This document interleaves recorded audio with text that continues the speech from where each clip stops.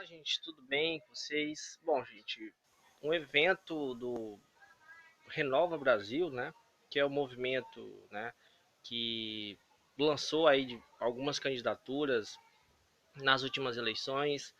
A principal delas ganhou mais destaque aí, vem causando muita polêmica e ao mesmo tempo vem crescendo bastante seu nome, é a Tabata Amaral, né?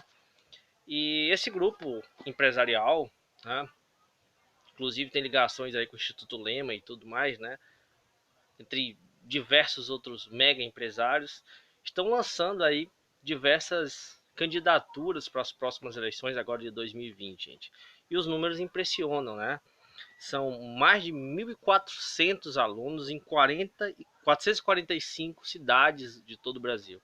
Então vão ser lançadas aí candidaturas para prefeituras e para vereadores, né? Já vários lugares do país, praticamente todos os estados, né?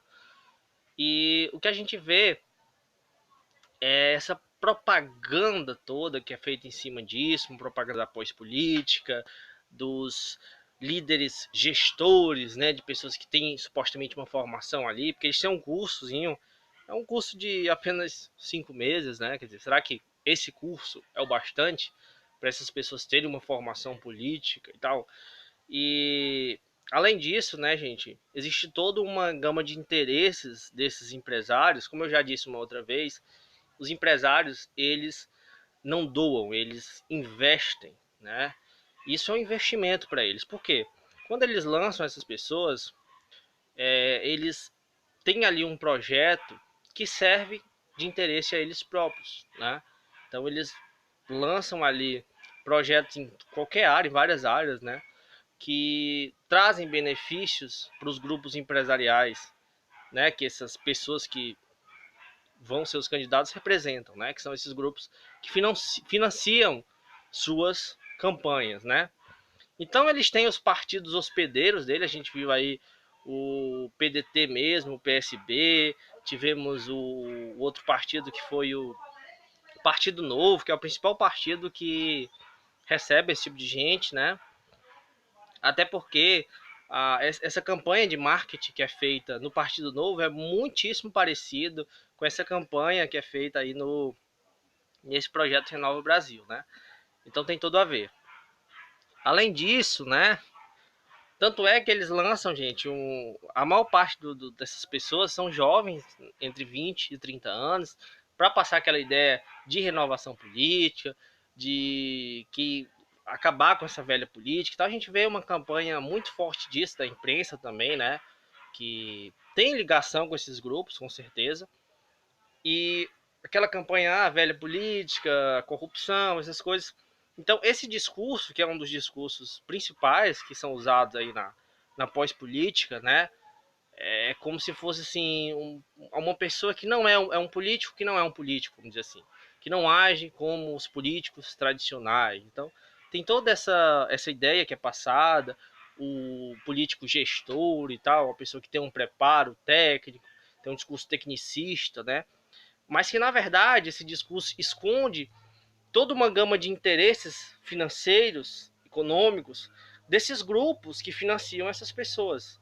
Então, do mesmo jeito que a gente teve a Tabata Amaral ali que entrou no PDT como hospedeira e supostamente traiu o partido, né, no sentido de que o partido fechou causa numa questão que era contra a reforma da previdência, né?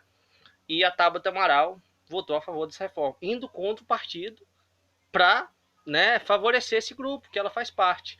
Tanto é que ela usa como justificativa para isso justamente a cláusula de um contrato, não sei se formal ou informal, né, entre esses grupos e o PDT, ou seja, em qualquer partido que eles entrem, né, que os partidos têm que dar uma liberdade para essas pessoas, para elas atuarem, né, de acordo com seus interesses. Na verdade, são os interesses desses grupos que fazem essa formação, digamos assim, dessas pessoas. Então, gente, isso é uma coisa muito preocupante, né? E isso representa praticamente um, um fim de um modelo de representatividade que é, né, que a gente dos partidos, né, e uma substituição por esses grupos empresariais que se hospedam nesses partidos, mas que não representam esses partidos, né? É claro que os partidos que fazem isso merecem, né, que a gente tenha muita crítica em relação a eles. Provavelmente eles devem receber alguma coisa, com certeza tem alguma contrapartida, né? Afinal, não ia lançar assim essas pessoas em nome desses grupos sem receber nada, devem receber algum apoio financeiro de campanha e tudo mais. E pensando em votos, pensando em ajuda, né, na campanha, esses partidos muitas vezes deixam esses grupos entrar, e esses grupos se hospedam e de alguma forma eles tomam conta do partido, no sentido de que eles ganham mais força do que os seus representantes, os líderes do partido. Ou seja, enquanto, por exemplo, pegando o exemplo da Tabata Amaral, que é o exemplo principal, né, que o partido fecha questão, que o Ciro vai lá, fala com ela, que o Lupe vai lá, fala com ela, e ela mesmo assim não dá ouvido a eles e permanece com a sua posição, né? E isso, sem dúvida, é uma coisa bem incoerente, bem estranha, porque a ideia de quando você entra num partido, pelo menos em algumas questões principais, né? O partido diz assim, não, olha, essas questões aqui a gente tem esse posicionamento, a gente sabe disso, PT, PSOL e tal, né? Partidos tradicionais, partidos maiores, que têm alguma posição ideológica ali, mais ou menos. Então você não pode, por exemplo, teoricamente, entrar num partido como o PT ou PSOL e você ser uma pessoa totalmente de direita, no sentido de que você vai votar contra a reforma da essas coisas. Pelo menos assim, fica muito estranho, né? E é o que pretendem fazer com esse tipo de suposta renovação política, né? Então são grupos extremamente ricos e a gente sabe como o poder do capital acaba, digamos assim, sendo um papel preponderante nas decisões políticas, né? A gente sabe como é que a maioria das pessoas se elegem por meio de campanhas milionárias. Então esses grupos têm condições de fazerem campanhas milionárias, de investirem milhões e milhões em nessas candidaturas que vão representar esses próprios grupos, né? Infelizmente, há pouca consciência das pessoas em relação a essas questões. Então é muito fácil elas caírem nesse discurso anticorrupção, renovação política, colocar gente nova, supostamente gente com preparo técnico, essas coisas, né? Infelizmente é um discurso que ilude muitas pessoas. Então não é de se espantar que eles conquistem centenas, né, de vagas aí. Primeiro, agora, né, nessa próxima eleição, que são eleições municipais, consigam vereadores e também algumas prefeituras, né? E nas próximas eleições vão para o nível estadual e federal.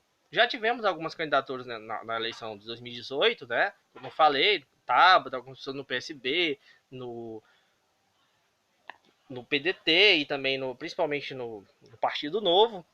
Mas nas próximas eleições, com certeza, eles vão lançar mais candidaturas, vão fazer investimentos maiores. E como essa campanha deles é muito forte e tem um apelo populista, né, muito grande nesse sentido, esse tipo de populismo de direita aí, acaba que a gente fica preocupado que realmente esses grupos consigam ficar no topo, assim, ficar entre os políticos que consigam mais votos, né? Um grupo que consiga eleger mais pessoas, então tendo um poder político maior, muito maior do que os outros partidos, né? Então eles não lançaram por enquanto um partido político, estão hospedando esses candidatos em outros partidos. Não sei se futuramente eles pretendem formar um partido político, eu creio que sim. Em algum momento eles devem fazer isso e começar a apresentar aí candidaturas para governadores, né, senadores, talvez até presidentes, né? Não dá para duvidar disso. Então realmente é uma coisa que eu acho bem preocupante. Tá? Então é isso, gente. Ficando por aqui. Obrigado a todos e até mais.